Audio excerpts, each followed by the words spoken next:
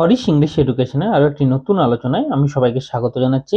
আজ আমি আলোচনা করব 2025 সালের উচ্চ মাধ্যমিক পোয়েট্রি এবং রাইটিং স্কিল সংক্রান্ত বিষয়ের সাজেশন নিয়ে। আমি আমার এই ওভারঅল সাজেশনটাকে দুভাগে ভাগ করেছি। পার্ট 1-এ পোয়েট্রি এবং রাইটিং স্কিল, এবং পার্ট 2-তে প্রোজ এবং যে দ্য প্রপোজাল, যে নাটকটা, এই অংশটা। এছাড়া আমি গ্রামারের জন্য একটা সম্পূর্ণ আলাদা ভিডিও করব। তো আজ আমরা এই ভিডিওতে এখন দেখে নেব পোয়েট্রি এবং রাইটিং স্কিল থেকে কি কি সম্ভাব্য প্রশ্ন হতে পারে। এগুলোর মধ্যে থেকে অনেকগুলোই তোমাদের উচ্চ মাধ্যমিক পরীক্ষাতেও আসতে পারে। তাহলে ভিডিওটা শুরু করি।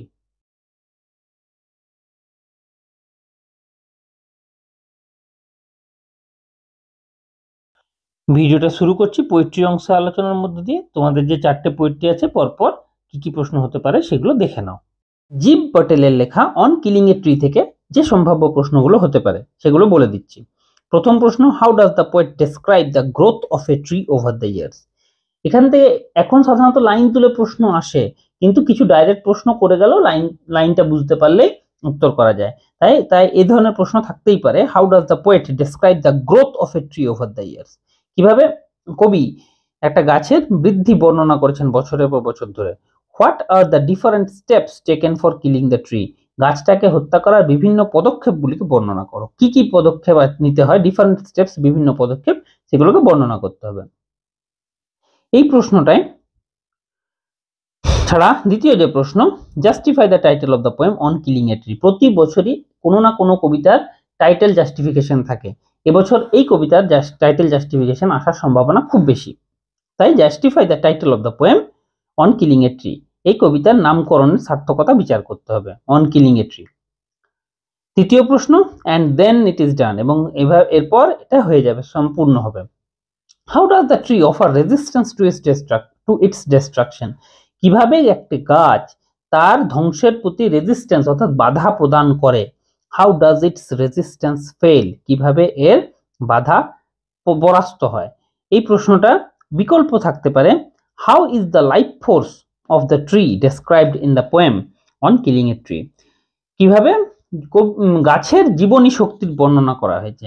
তবে একটা বিষয়, এরকম যদি ডাইরেক্ট একটা প্রশ্নতে 6 নাম্বার থাকে, তোমরা সেই প্রশ্নটা কখনোই অ্যাটেম্প করবে না, কারণ টুকরো টুকরো প্রশ্ন আছে যেগুলো তাতে মার্কস গেইন করার সম্ভাবনা অনেক বেশি থাকে।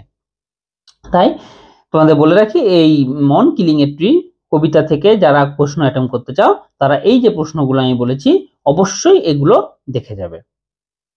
এরপর অ্যাসলিপ ইন দ্য ভ্যালি অর্থাৎ রিমবোর্ডের লেখা এই কবিতাটা থেকে সম্ভাব্য প্রশ্নগুলো আমি বলে দিচ্ছি।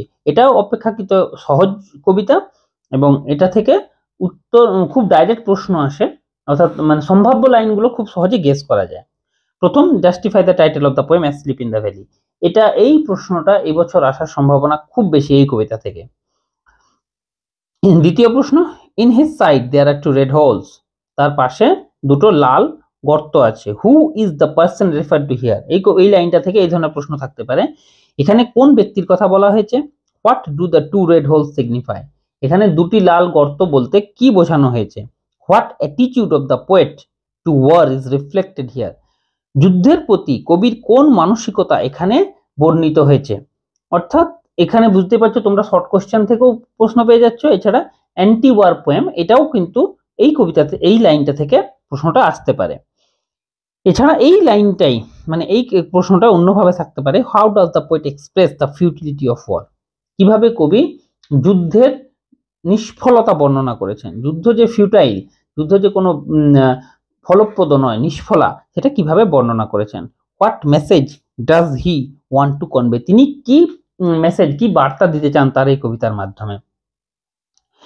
একই প্রশ্ন অন্য ল্যাঙ্গুয়েজে থাকতে পারে। Consider asleep in the valley as an anti war poem. Consider অর্থাৎ যুদ্ধবিরোধী কবিতা হিসেবে অ্যাসলিপ ইন দ্য ভ্যালিকে বিচার করো। এটা একেবারে ডাইরেক্ট প্রশ্ন। এই প্রশ্নটা জাস্ট টাইটেল অথবা এই প্রশ্নের মধ্যে যে কোনো একটা আসার সম্ভাবনা খুব বেশি। কিন্তু আরো একটা প্রশ্ন আমি বলে রাখছি, his smile is like an infant. তার হাসিটা একেবারে সদ্যজাত শিশুর মতো। Whose smile is refer to here. এখানে কার হাসির কথা বলা হয়েছে। Why is his smile compared with that of an infant, কেন তার হাসিটাকে সদ্যজাতর হাসির সাথে তুলনা করা হয়েছে? How does nature treat him, প্রকৃতি কিভাবে তাকে তার সাথে কিভাবে ব্যবহার করছে। এই তিনটে প্রশ্ন হলো। এছাড়া a soldier very young lies open mouth, একটা সোলজার সৈনিক, খুব কম বয়সী একজন সৈনিক মুখ হাঁ করে শুয়ে আছে। Name the poem and the poet, কবিতার নাম এবং কবির নাম। Describe the place where the soldier lies, এখানে পুরো ভ্যালির উপত্যকাটার বর্ণনাটা তোমাদের দিতে হবে, যেখানে শুয়ে আছে সোলজার তার বর্ণনা দাও। Why does he lie open mouth, সে কেন মুখ হাঁ করে শুয়ে আছে। Who takes care of him and how, এখানে বুঝতে পারছো দুটো প্রশ্নতেই, লাস্ট দুটো প্রশ্নতেই প্রকৃতি কিভাবে সোলজারকে ট্রিট করছে তার উপর কিন্তু গুরুত্ব দেওয়া হচ্ছে। অর্থাৎ এই জিনিসটা, এই যে চারটে তোমাদের আমি বললাম অ্যান্টি ওয়ার পোয়েম, এছাড়া এই যে চারটে আরো এই যে দুটো প্রশ্ন, এগুলো তোমরা যদি করে যাও তাহলে অ্যাসলিপ ইন দ্য ভ্যালি থেকে তোমাদের আর কোনো চিন্তা থাকবে না। এবং আমার মতে অ্যাসলিপ ইন দ্য ভ্যালি এবং জন কিটসের লেখা ওই যে কবিতাটা, ওই দুটো থেকে প্রশ্ন করা সবচাইতে সহজ হয়।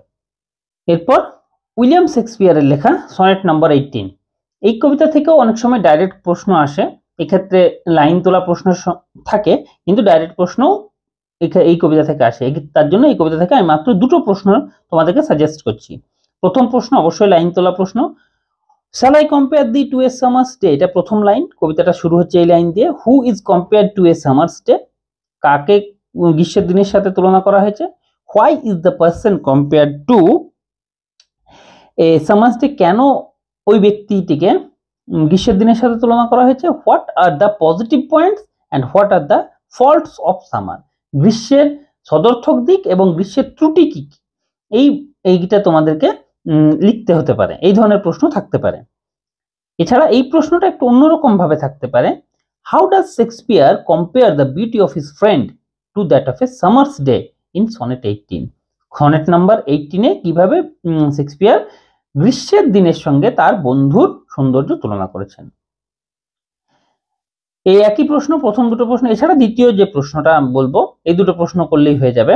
But the eternal summer shall not fade nor lose position of that fair the west, এটা হচ্ছে বুঝতেই পারছো ওনার যে 4-4-4-4-2 এরকম লাইনের যে ওনার যে প্যাটার্নটা, ওনার সনেটের যে প্যাটার্নটা সেটার একটা লাইন, সেটা দুটো লাইন। এবার এইখান থেকে যে প্রশ্নটা হতে পারে সেটা হচ্ছে name the poem and the poet, অবশ্যই কবিতার নাম এবং কবির নাম। Whose eternal summer is being refer to, কার চিরন্তন গ্রীষ্মের কথা বলা হয়েছে এখানে। তারপরেই প্রশ্ন থাকবে what is meant by the eternal summer, eternal summer চিরন্তন গ্রীষ্ম বলতে কি বোঝানো হয়েছে। How does the poet suggest that the eternal summer shall never end, কবি কিভাবে এই পরামর্শ দিয়েছেন, এই বুঝিয়েছেন যে তোমার চিরন্তন গ্রীষ্ম কখনো শেষ হবে না। হোয়াট অথবা এই লাস্টের প্রশ্নটা how does the poet suggest that thy eternal summer shall never end, এটাই অন্য ল্যাঙ্গুয়েজে থাকতে পারে। What conclusion does the poet draw at the end, কবি শেষে কি সিদ্ধান্ত নিয়েছেন, একেবারে শেষে কবিতার একেবারে শেষে কবি কি সিদ্ধান্ত নিয়েছেন। হয়ে গেল। এছাড়া এই লাইনটাই অন্যরকম ভাবে থাকতে পারে, so long as men can breathe and এইভাবে this gives life to thee, অর্থাৎ একেবারে লাস্টের দুটো লাইন। এটা থেকে who is thee and what is this refer to, এখানে দি বলতে কাকে বোঝানো হয়েছে এবং দিস বলতে কোন জিনিসটাকে বোঝানো হয়েছে। How does this give life, কিভাবে এই যে দিস বা এই কবিতাটা কিভাবে জীবন দান করবে। এই যে তোমাদের আমি দুটো প্রশ্ন বলেছি, অর দিয়েও অবশ্যই আরো দুটো বলেছি, এগুলো যদি তোমরা করে যাও তাহলে shall I compare thee to a summer's day অর্থাৎ সনেট নাম্বার 18 থেকে, যারা এই সনেট নাম্বার 18 অ্যাটেম্প করতে চাও তাদের ক্ষেত্রে আর এর বাইরে কোনো প্রশ্ন আসার সম্ভাবনা খুবই নগণ্য। জন কিটসের লেখা পোয়েট্রি অফ আর্থ থেকে যে প্রশ্নগুলো হতে পারে এখন সেগুলো দেখে নাও। এখন এই কবিতা থেকে সাধারণত লাইন তুলে প্রশ্ন আসছে, তাই আমার প্রথম যে সাজেশন সেটাও কিন্তু লাইন তোলা প্রশ্ন।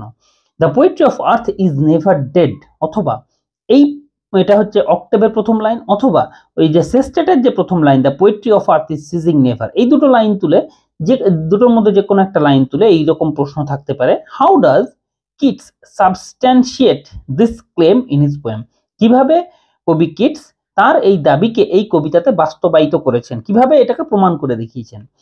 এটা একটা প্রশ্ন। এই প্রশ্নটাই অন্যরকম ভাবে অন্য ল্যাঙ্গুয়েজে ভাষাটা বদলে থাকতে পারে। When the frost has wrought a silence, যখন এটা হচ্ছে বুঝতেই পারছো সেস্টেটের লাইন, সেখান থেকে এই প্রশ্নগুলো হতে পারে। Where from is the line taken, কোথা থেকে এই লাইনটা নেওয়া হয়েছে। হু রোট ইট, কে লিখেছেন এটি। Describe the scene, the lines present in the poem, কবিতাতে এই লাইনগুলোর মাধ্যমে, এই পংক্তিগুলোর মাধ্যমে তোমরা যে দৃশ্যটা পাচ্ছ সেটাকে বর্ণনা করো, অর্থাৎ সেস্টেটের পুরো বিষয়টাকে এখানে লিখতে হবে। এই প্রশ্নটাই আবার অন্যভাবে থাকতে পারে, অর্থাৎ একই প্রশ্ন ভাষাটা বিভিন্ন রকম ভাবে থাকতে পারে। What does Keats mean by the poetry of earth, the poetry of earth বলতে কবি কিটস কি বোঝাতে চেয়েছেন। হোয়াট পিকচার অফ সামার, এখানে অফটা ডবল হয়ে গেছে আমার, what picture of summer is presented in the poetry of আর্থ, এই পোয়েট্রি অফ আর্থ কবিতায় গ্রীষ্মের কি ছবি তুলে ধরা হয়েছে।